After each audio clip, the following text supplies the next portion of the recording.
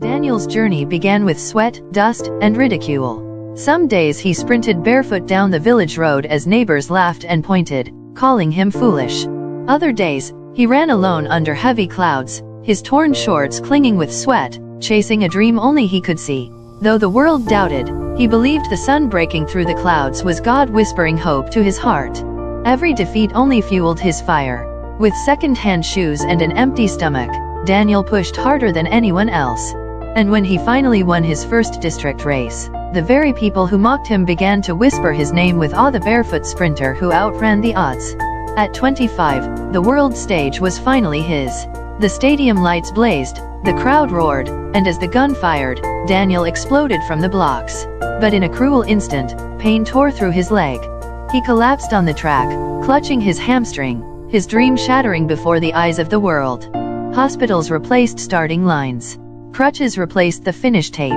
Daniel sat in silence, watching his peers break records on television as tears blurred his vision. Doctors shook their heads. You may never run again. But in his heart, Daniel prayed, God, don't let this be the end. Even if I cannot win, let me finish the race of life. Through grit and pain, he clawed his way back. Slower, yes, but unbroken. He returned to smaller races, finishing behind the champions but never quitting. Crowds clapped for his courage, but soon the spotlight dimmed. Daniel faded from the headlines, yet he walked away with peace. He had given all he had.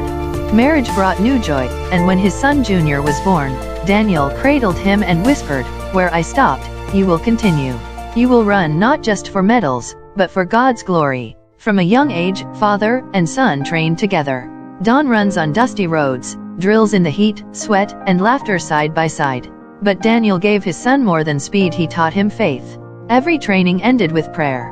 Every effort was offered in worship. "Run fast, Junior," he would say, "but never run away from God." And then, the son surpassed the father. In his first big race, Junior blasted past rivals, breaking the finish line ribbon. The crowd erupted, but instead of celebrating wildly, he dropped to his knees at the finish line, lifting his hands in worship. The stadium fell into awe. This was victory with purpose. At sunset, Daniel jogged beside his son, now a young man. Junior surged ahead, strong and fast, then slowed to match his father's pace. Together, they finished side by side, hands raised to the glowing sky. Daniel smiled through tears. His dream had not died, it had lived on in his son. And that was the truth.